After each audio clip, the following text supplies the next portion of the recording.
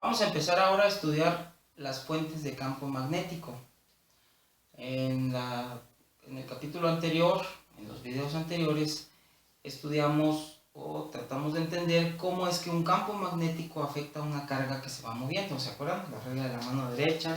Usamos nuestros guantes para saber si una partícula se movía en una dirección y había un campo magnético presente, esta se iba a desviar. Ahora lo que quiero en lo que reflexionemos es qué produce un campo magnético, porque en esos ejercicios solamente decíamos, imaginemos que hay un campo magnético hacia arriba, imaginemos que hay un campo magnético hacia allá, pero no decíamos qué lo producía, o decíamos, imagínense que hay un imán grandote. Bueno, ¿son los imanes las únicas fuentes de campo magnético? Porque si hacemos una analogía con el campo eléctrico, yo puedo preguntarles, ¿quiénes sienten los efectos de los campos eléctricos? Y la respuesta es las cargas. Una partícula cargada, si la ponemos en una región del espacio donde hay un campo eléctrico, va a sentir una fuerza. Si yo les pregunto, ¿quién produce un campo eléctrico? Es decir, esta sintió un campo eléctrico y sintió una fuerza. Pero ¿quién produce este campo? Bueno, la respuesta es otra carga. El campo eléctrico lo sienten las cargas y lo producen las cargas. El campo magnético, ya dijimos quién lo siente. Lo sienten las cargas en movimiento. Por eso también las corrientes eléctricas sienten los campos magnéticos, porque son cargas en movimiento. Pero ¿quiénes producen los campos magnéticos? Correcto.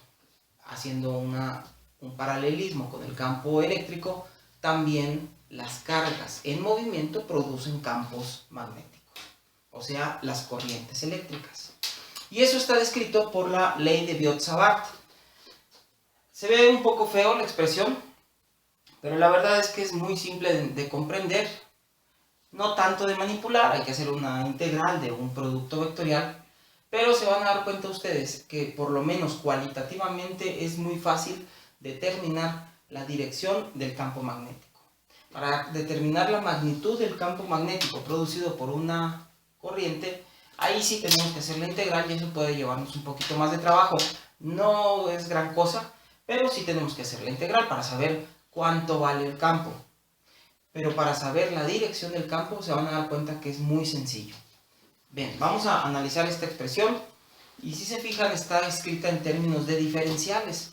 Dice aquí que un diferencial, hay un error, que un diferencial de campo magnético, una pequeña contribución al campo total, piensen en un alambre con corriente y queremos determinar el campo magnético que produce esta corriente en este punto del espacio.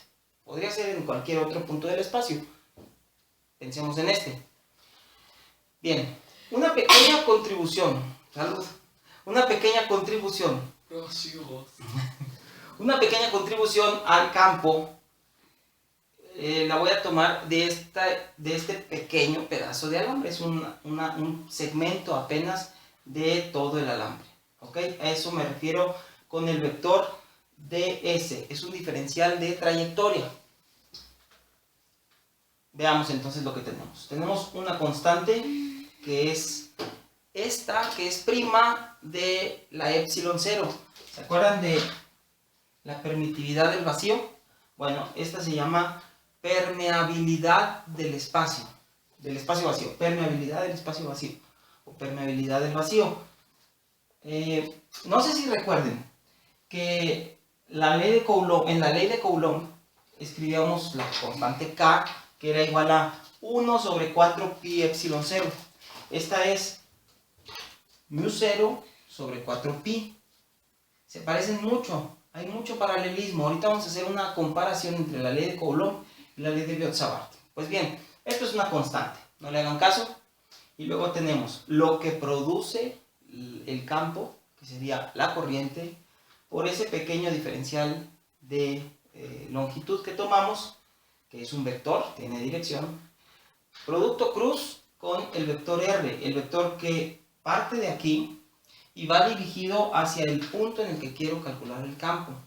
Y eso va dividido entre la magnitud, no tiene flecha de vector, la magnitud de esta distancia al cuadrado. Eso quiere decir que el campo magnético también es inversamente proporcional al cuadrado de la distancia, igual que el campo eléctrico. Hay muchas similitudes. Eso quiere decir que si yo me alejo al doble, voy a sentir un campo magnético de, no de la mitad, sino de la cuarta parte. Si me alejo 3 veces, el campo magnético que se sienta es 9 veces menor, etc. Bien, ¿y la dirección cómo es?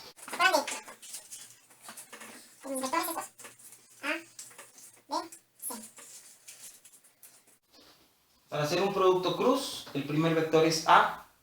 Yo pongo el dedo índice en la dirección de A, para allá. Yo pongo el segundo vector es B. Voy a poner el dedo medio, voy a cerrarlo en la dirección en la que apunte R, que en este caso va a ser así. Y al extender el pulgar, me va a dar la dirección del resultado de este producto, o sea, el campo magnético. Entonces, usando la regla de la mano derecha, yo pongo DS, cruz R, y hacia allá me queda el campo magnético. Esa es la dirección del campo magnético, no aquí.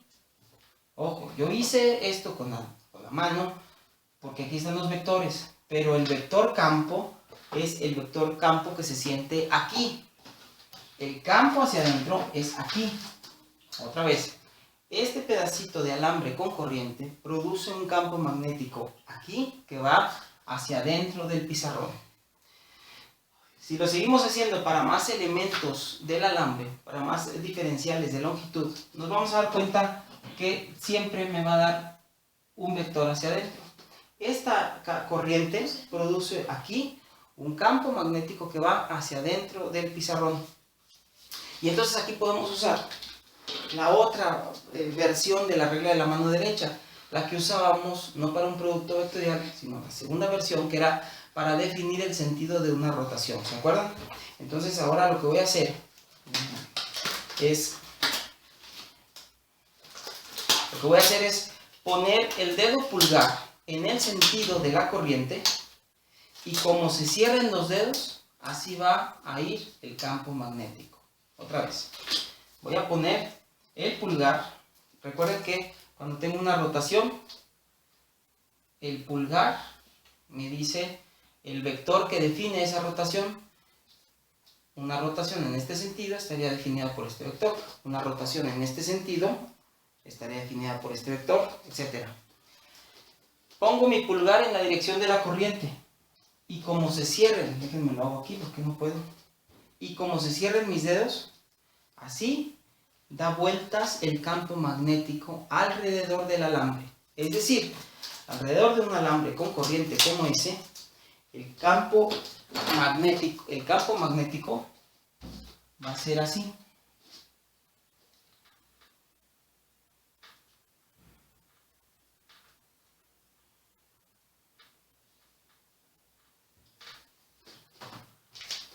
Vamos a ver el alambre desde aquí, de frente a nosotros. Si la corriente, estamos viendo el alambre así. Si la corriente viene hacia nosotros, entonces quiere decir que el campo magnético describe círculos concéntricos centrados en el alambre, en el sentido contrario a las manecillas del reloj. Si la corriente fuera hacia adentro del pizarrón, si en vez de ver así el alambre lo viéramos así, entonces quiere decir, pongo el pulgar en el sentido de la corriente, y como se cierran las manos, así, como se cierran los dedos, así va a dar vueltas. Esa va a ser la dirección del campo magnético producido por esa corriente. ¿Okay? Entonces, sí, podemos hacer en su momento el ejercicio de calcular el diferencial de campo producido por cada pedacito de alambre, hacer la integral y obtendríamos el campo total, magnitud y dirección. Pero si solamente estamos interesados cualitativamente en la dirección del campo magnético, con esta regla de la mano derecha que les acabo de enseñar, lo podemos saber muy fácilmente. ¿Okay? Vamos a hacer una comparación entre la ley de Coulomb y la ley de Biot-Savart. Bien, primero que nada, recordemos la ley de Coulomb, no escrita para el cálculo de la fuerza entre dos cargas puntuales, sino en general para una distribución de carga, con una distribución continua de carga. Recuerden que calculábamos el campo eléctrico integrando esta expresión. Un diferencial de campo eléctrico estaba dado por el diferencial de carga que estábamos tomando, ojo, por el vector unitario R, es decir, el vector que va del elemento que produce la carga, lo voy a dibujar. Tenemos aquí un pequeño diferencial de carga que produce en algún punto del espacio una cierta magnitud de campo eléctrico. El campo eléctrico que produce este pedacito de carga en este punto, este campo, está dado por esa expresión. Habría que sumar la contribución de los demás diferenciales de carga. Este es el vector R. Este es el vector R que va dirigido de la carga al punto. El vector R unitario sabemos que es un vector que va dirigido en esa misma dirección, pero cuya magnitud es 1. ¿Ok? Bueno, de la misma manera, acá va a aparecer el vector R unitario. Otra manera de hacerlo es poner aquí R vector y dividir entre el cubo de la magnitud, como quieran. Muy bien, vamos a escribirlo de la manera como estamos acostumbrados y vamos a hacer esta comparación entonces entre ambas fuentes de campo eléctrico y magnético. Primero que nada tenemos aquí la constante. Aquí es 1 sobre 4pi, aquí también hay 1 sobre 4pi. Aquí aparece la epsilon 0 y acá aparece la mu 0. La permitividad del espacio, habíamos dicho que era cuánto permite el espacio o en general un medio. Cuando es un medio, aquí se le pone la permitividad de ese medio. ¿Cuánto permite ese medio que se propaguen los campos eléctricos, que se sientan las fuerzas eléctricas? Pues bien, esto sería también cuánto permite el espacio vacío o, en dado caso, ese medio, cuánto permite que se propaguen los campos magnéticos. Por lo tanto, ambas constantes, nada más que esta aparece en el denominador y esta en el numerador, pero ambas constantes están directamente relacionadas con qué tan fácil es que se den las interacciones electromagnéticas en ese medio. Luego tenemos el pedacito de fuente de campo que estamos tomando. Aquí es un diferencial de carga, acá es un diferencial de corriente. No exactamente, más bien sería la corriente por un pedacito de alambre. Aquí el campo va a tener la misma dirección que el vector R unitario. Sí, como el dibujo que hice hace unos momentos. Si el vector R va de derecha a izquierda, el campo va a ir hacia la izquierda. Acá no.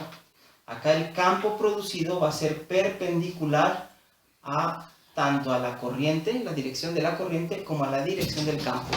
Y por eso se obtiene con un producto vectorial.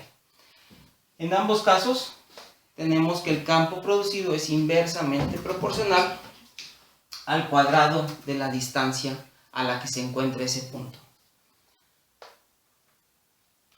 Y en ambos casos también tenemos que hacer una integral para determinar la magnitud total del campo producido, en este caso por carga, en este caso por carga en movimiento.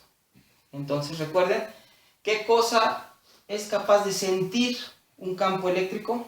Una carga. ¿Qué cosa es capaz de producir un campo eléctrico? Una carga. ¿Qué cosa es capaz de sentir un campo magnético? Una carga en movimiento. ¿Qué cosa es capaz de producir un campo magnético? Una carga en movimiento.